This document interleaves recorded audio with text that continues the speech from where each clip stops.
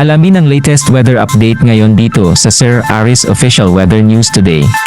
Si Julian ay nasa typhoon category pa din at papalayo na sa may Batanes. Kanina alas 4 ng hapon, yung kanyang sentro ay nasa 95 kilometers west, southwest ng Basco, Batanes. Ito ay nagtataglay ng lakas na hangin na 175 kilometers per hour malapit sa sentro at bugso na aabot sa 215 kilometers per hour. Kumikilo sa direksyong west-northwest sa bilis na 15 kilometers per hour. So tingnan na nga muna natin yung magiging track netong si Julian in the next 72 hours. So after 24 hours, ito ay nasa may 215 kilometers na west-northwest ng Itbayat, Batanes.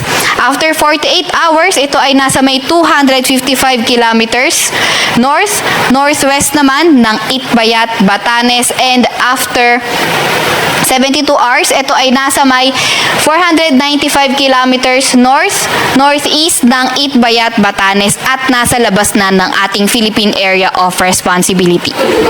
Dahil nga rin dito kay Julian, may nakataas tayong tropical cyclone wind signal. Yung pinalabas nating pinakamataas na wind signal ngayon ay signal number 4, kung saan ito ay mararanasan sa may Batanes.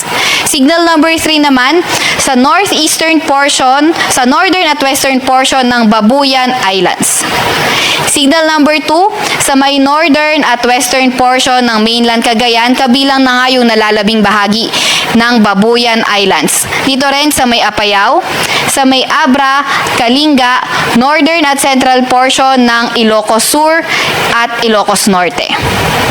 Signal number 1 naman sa nalalabing bahagi ng Ilocos Sur, sa may La Union, sa may Mountain Province, sa may Ifugao, sa may Pangasinan, Benguet, nalalabing bahagi ng mainland Cagayan, sa may Isabela, sa may Nueva Vizcaya, northern portion ng Aurora, northern portion ng Nueva Vizcaya at sa may Quirino.